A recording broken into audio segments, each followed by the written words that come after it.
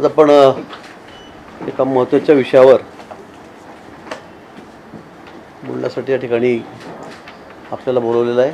आपल्याला कल्पना आहे सध्या वातावरणातला बदल, ग्लोबल वॉर्मिंग दिवसेंदिवस आता इतकी बदलत चाललेली आहे. कधी मेमध्ये पाऊस पडतोय, एप्रिलमध्ये गारपीट होते, कधी कधी 12 महिने प्रत्येक महिन्यामध्ये पाऊस पडतोय. उन्हाच्या बाबतीमध्ये सुद्धा आपण बघितलं असेल की वातावरणातल्या बदलामुळे टेम्परेचर इतकं वाढत चाललेलं आहे की त्यामुळे आपल्याला कल्पना येत नसेल, पण उष्माघातामुळे मरणाऱ्यांची संख्यासुद्धा खूप मोठी आहे. कदाचित काही ठिकाणी त्याची नोंद होत नाही, ग्रामीण भागामध्ये सुद्धा.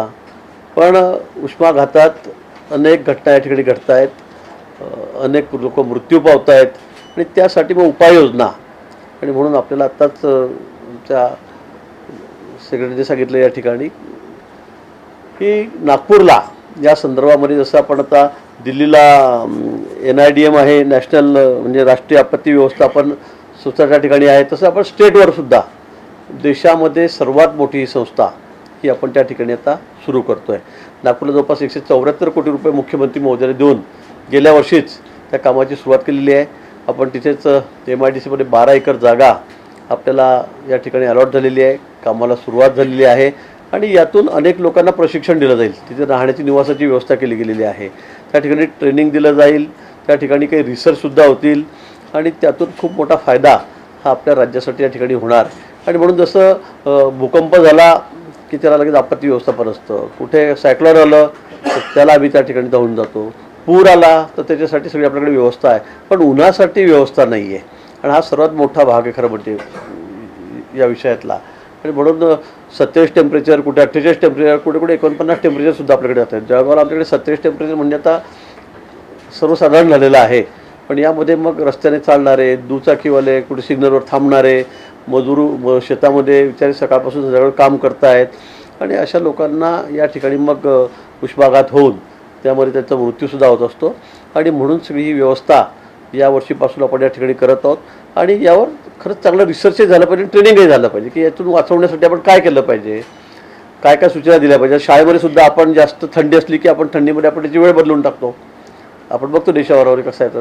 आणि अनेक ठिकाणी पूर आला, जास्त पाऊस झाला, अतिवृष्टी झाली की आपण मग ऑफिसला सुट्टी देतो, आपण शाळांना सुट्टी देतो.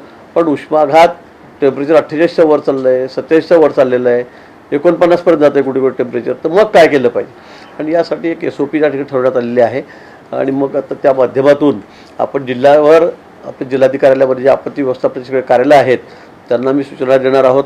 त्या ठिकाणी ही आता एक SOP लागू केलेली आहे. आपण या ठिकाणी हे सगळं यांच्याशी आपण ॲग्रीमेंट केलं, MOU केलेलं आहे. हे सुद्धा आपल्याला बरं त्या ठिकाणी करणार आहेत.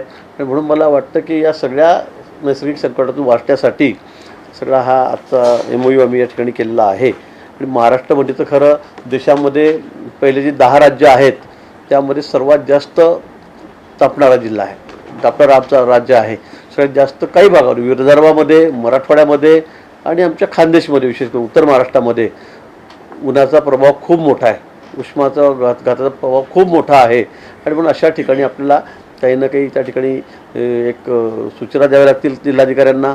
लोकांच्यापर्यंत त्या सूचना गेल्या पाहिजेत, त्याचं अनुकरण झालं पाहिजे.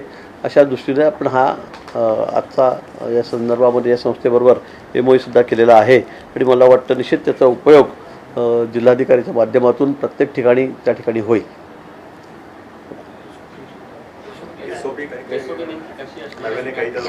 SOP ही तीच आहे. आता यामध्ये सगळ्या गोष्टी आहेत, पण उष्माघात म्हणजे टेम्परेचर ठराविक 27-28च्या वर गेलं तर आपल्याला काय उपाययोजना कराव्या लागतील, म्हणजे आपल्याला लोकांना काय सूचना द्यायचा, त्यांना अलर्ट कसं करायचं, शाळेचं टायमिंग कसं बदलायचं.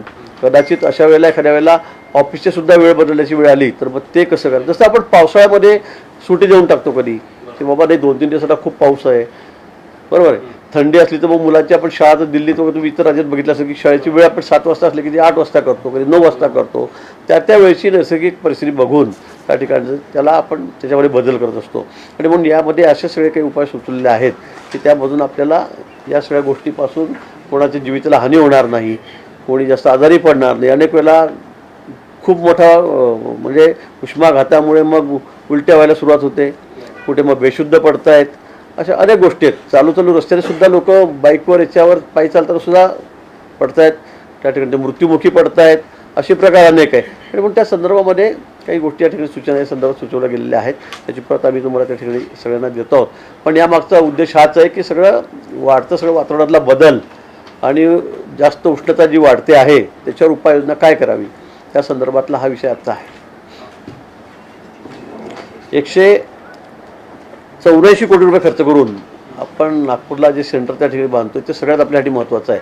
कारण आधी देशामध्ये सर्वात मोठं सेंटर तसं गुजरातला आहे, गांधीनगरला. पण त्यापेक्षाही मोठं सेंटर हे आपण या ठिकाणी बांधतोय. म्हणजे देशामध्ये सगळ्यात मोठं सेंटर जे आहे डिझास्टर हे आपण त्या ठिकाणी बांधतोय आणि त्यातून अनेक लोकांना ट्रेनिंग दिलं जाईल, अनेक लोकांना त्या ठिकाणी प्रॅक्टिकल ट्रेनिंग दिलंच जाईल. पण त्यावर रिसर्चसुद्धा त्या ठिकाणी होईल की काय केलं पाहिजे, कुठे काय केलं पाहिजे. आणि मला वाटतं देशातलं सगळ्यात मोठं सेंटर आहे आणि ते आता कामाला सुरुवात त्या ठिकाणी झालेली आहे.